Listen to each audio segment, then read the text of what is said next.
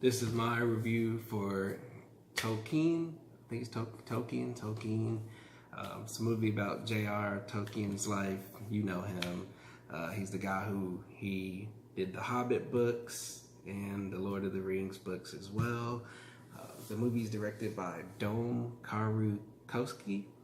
I think he directed the movie Heart of a Lion and some other movies, but he directed Tolkien, which is the name of the movie as well. Also, Lily Allen plays Edith Bratt, who is basically mainly his love interest through most of the movie, and the woman who ends up being his wife in the end. But they live their life together. But she was great in this movie. She's from Mortal Instruments, and she was a voice in Tarzan a long time ago as well, back in 1999, because she was born in '89, so she's 10 years old, I guess.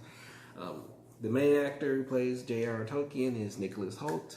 I did not know this until I looked it up because I've never seen the movie, but he played the main guy in Warm Bodies, R. I did not know that was him for the longest. I know him because you all know I love X-Men.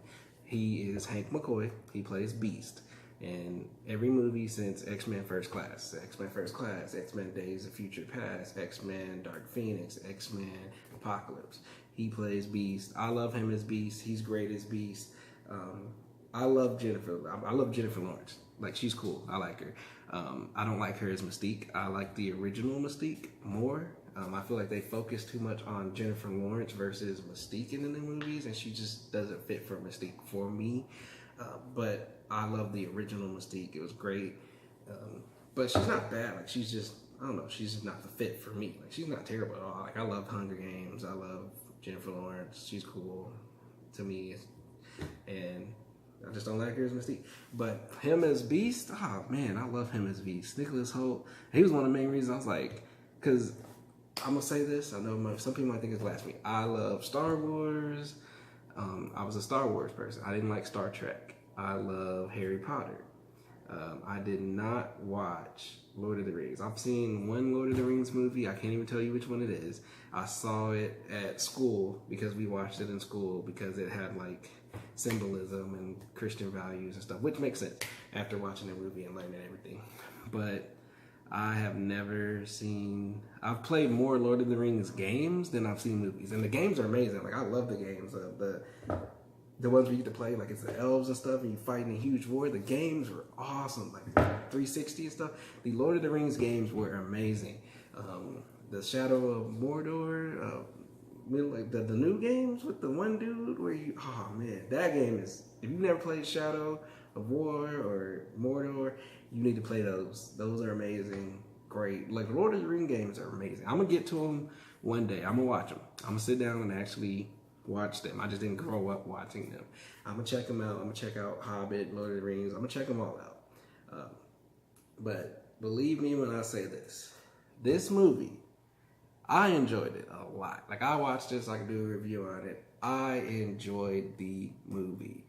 It was interesting. Like, I'm a person where one of my favorite movies is The Temptations biopic. So I love biopics. I love documentaries. I love the show on TV1 Unsung. I love learning about people's lives, what they went through, like where they came from, things like, I love stuff like that. So this movie, for me, like, at first I was like, I'm gonna watch it, do a review on it, but I was like, man, this is interesting. Like, and I was in the theater by myself. Like, nobody else was in the theater, so I was just chilling. I was like, this is only my reaction matters. There's no one else in here to like react to this. But basically, with his life, from what the movie told, because like I said, I know nothing about him really, was he was born in like 1960, I don't know, some long time ago. He was old. He died in like 1973, but he was born in South Africa. Something happened with his dad. I think his dad like left or died or something like that. So the mom, she met this priest, and they were close. I don't think they had like a relationship, but they moved to England, somewhere in England. I always get the places mixed up. But they moved. The mom, I guess she knew she was sick. I forgot what she had, but she was terminally ill. She knew it. She kind of hid it, and she ended up dying. It was Tolkien, his brother, and the priest. So the brother and the Tolkien were like orphans. And so he goes to like, I think it's an all-boys school.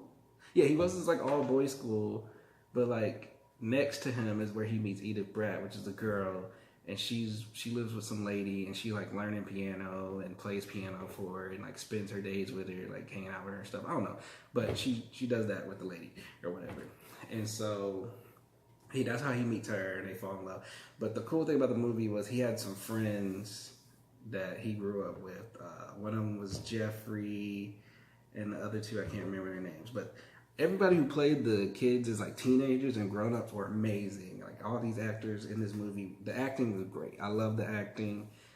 The way that they portrayed this brotherhood and this friendship that they had, like they were like, we're not just friends, like we're gonna stick through everything, no matter what happens, we're gonna be there for each other.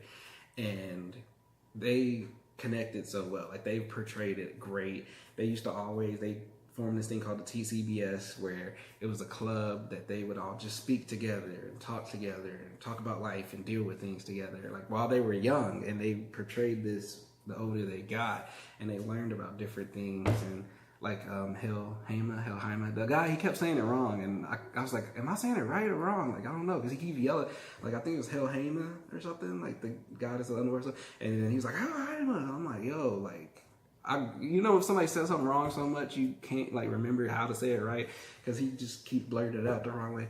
But the whole movie, the acting was amazing. All the actors in here did great. The children, the teenagers, the grown-ups. The movie, to me, was very touching and emotional.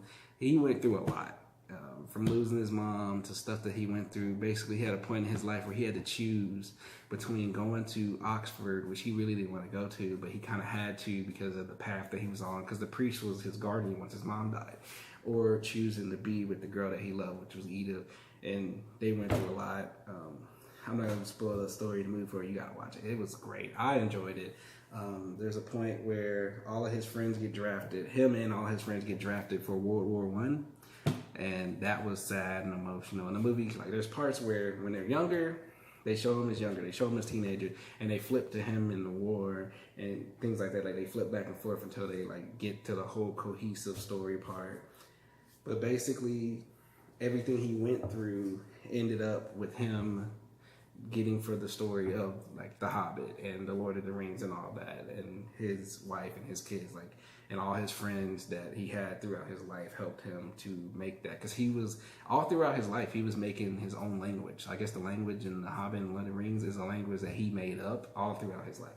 The one thing, the soundtrack was amazing. I love the instrumentals. I love that for a lot of stuff. The soundtrack, the instrumentals are amazing. The acting was amazing. The story was amazing. I enjoyed it. I teared up, cried. I was invested in the movie. The only thing I did not like about the movie, which they just went a different route, so you can't really blame them.